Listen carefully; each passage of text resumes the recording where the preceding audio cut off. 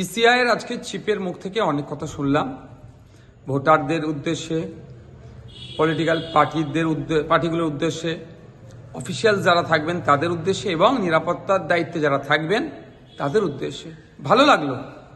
তবে বিগত ভোটগুলোর অভিজ্ঞতা থেকে বলতে বাধ্য হচ্ছি, অনেক সময় অবজারভারদেরকে ফোন করলে ফোন নট রিচেবল থাকে বা নিরাপত্তার দায়িত্বে যারা থাকেন তাদেরকে ফোন করলে যথাসময় এসে পৌঁছায় না, ফলে একটা সমস্যা তৈরি হয়।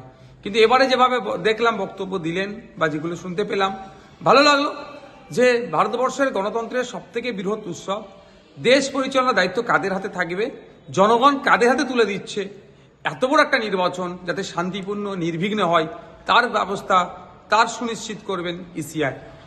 একটা ভোটার বাড়ি থেকে বার হয়ে ভোট কেন্দ্রে যাবে, নির্বিঘ্নে ভোট কেন্দ্রে গিয়ে ইভিএম মেশিন আর সে সামনে থাকবে, অন্য কেউ থাকবে না, তার সুনিশ্চিত করা এবং ভোট দিয়ে বাড়ি সুনিশ্চিতভাবে ফিরে আসতে যেতে পারে তার ব্যবস্থা করা দরকার। শুনছি 7 দফায় ভোট হবে, 7 দফায় কত দফায় ভোট হচ্ছে বা কত বাহিনী আসলো, এর থেকে বড় কোশ্চেন জনমানুষে যেটা ঘুরছে বা আমরা একজন রাজনৈতিক ব্যক্তিত্ব হিসেবে প্রশ্ন তুলছি যে ভোটটা যাতে নির্বিঘ্নে হয়।